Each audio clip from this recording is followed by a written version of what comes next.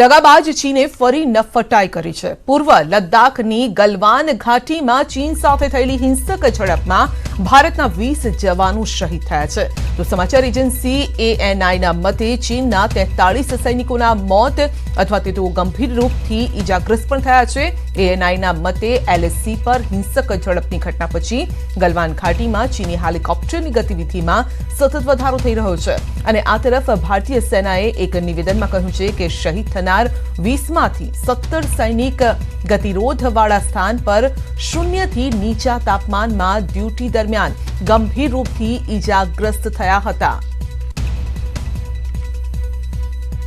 તો ઘર્ષણ બાદ હિમાલયમાં તંત્રને એલર્ટ પણ અપાયું છે। કિન્નૌર અને લાહૌલ સ્પીતિમાં તંત્ર એલર્ટ મોડ પર છે। તો સતત ઘર્ષણ ચાલી રહ્યું છે। સીમા વિવાદ અને આ વિવાદનો અંત આવવાનું નામ નથી લઈ રહ્યો। વાતચીતના રૂપે પણ તેને હલ કરવાના તમામ પ્રયત્નો થઈ રહ્યા છે, પરંતુ વાતચીતથી હવે આ વાત ઘણી આગળ વધી ગઈ છે અને સામસામી ટક્કર થઈ રહી છે, જેમાં નુકસાન બંનેને છે। ભારતના 20 જવાનો શહીદ થયા તો ચીનને પણ નુકસાન થયું છે। ચીનના 43 સૈનિકો કાં તો માર્યા ગયા છે, જેમાંથી કેટલાક ઘાયલ પણ છે તેવી પણ બાબત સામે આવી રહી છે।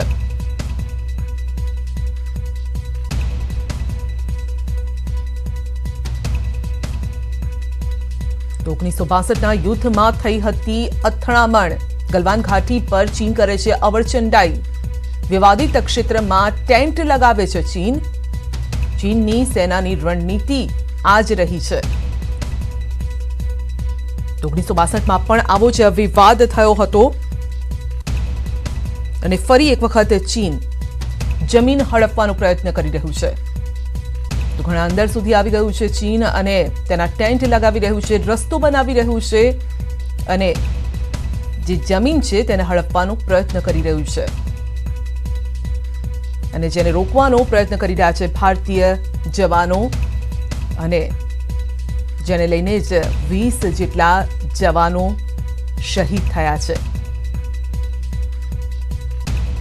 તો ઘણી આ ગંભીર બાબત છે। એક તરફ દેશ કોરોના સામે લડી રહ્યો છે અને એ જ દેશ જેણે કોરોના આપણા દેશ સુધી પહોંચાડ્યો।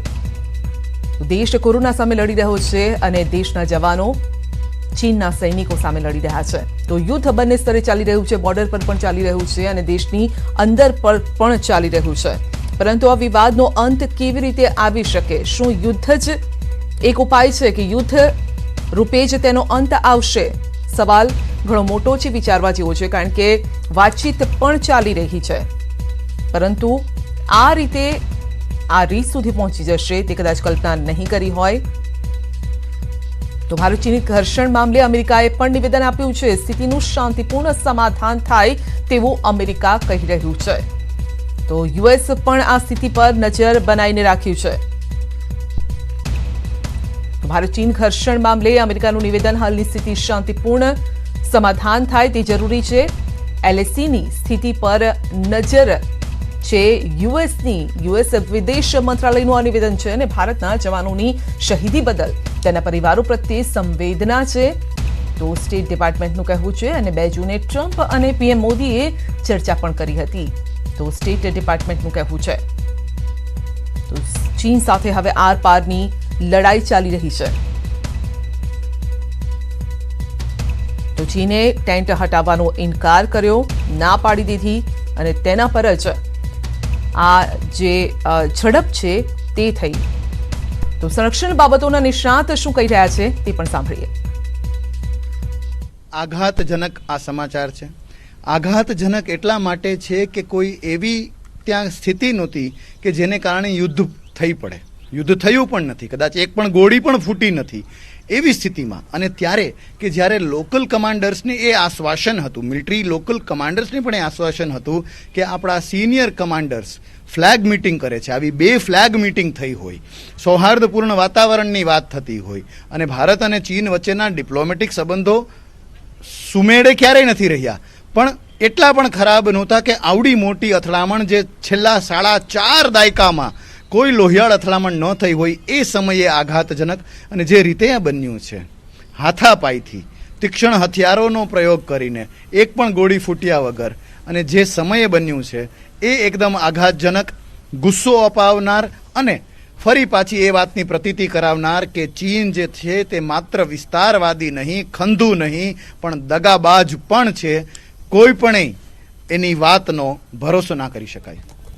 बहुत ही दुखद घटना है ये कि गलवान वैली के अंदर कुछ हमारे जवान जो और एक कमांडिंग ऑफिसर 16 बिहार के वो शहीद हुए हैं. ये इंसिडेंट तब हुआ है कि जब लेफ्टिनेंट जनरल टॉक्स हो गए हैं और उसके अंदर डिसाइड किया था कि जो चाइनीज आर्मी है वो वापस 4 किलोमीटर जाएंगे जहां से वो अपने लाइन ऑफ एक्चुअल कंट्रोल है और उसके ऊपर, और जब ये सुपरवाइज कर रहे थे उस विड्रॉल को, चाइनीज जो लोग हैं वो एक दिखावा करके उन्होंने इसके ऊपर धावा बोल दिया, इनको अटैक किया और उसके अंदर जो मेली के अंदर का हमारे जवान कुछ इंजर्ड हुए. अफसोस की बात यह है क्योंकि रात का मौका था तो वो उनको इवैक्यूएट नहीं किया जा सका और ठंड की वजह होने से उनकी वहाँ मौत हो गई. जो प्रवक्ता ने बोला है ठीक बोला है कि क्लैश हुआ है जब मीटिंग हो रही थी, जब जनरल लेवल की मीटिंग हो रही थी, फ्लैग मीटिंग हो रही थी, नेगोशिएशन चल रहे हैं, उस समय अगर फायरिंग हुई है उसको कहते हैं परफिडी.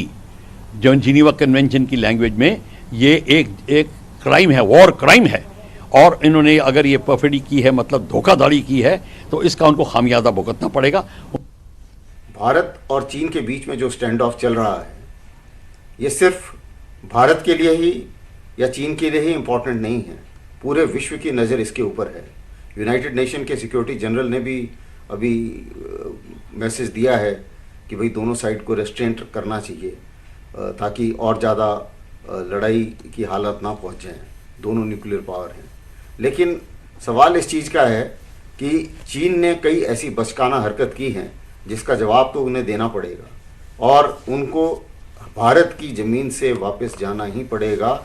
चीन कहेंगे कि भारत की फ़ौज लाइन पार करके आए हैं और हमारी धारणा से, हमारे विश्वास से हमें जो लाइन ऑफ एक्चुअल कंट्रोल के बारे में जो हमें जो ख्याल ये है, हम तो समझते हैं कि चीन इसको पार करके आए हैं और हमारी तरफ से मैप से, एयरपोर्ट के तरफ से हमें बिल्कुल पक्का ये यकीन है कि लाइन ऑफ एक्चुअल कंट्रोल कहाँ होना चाहिए.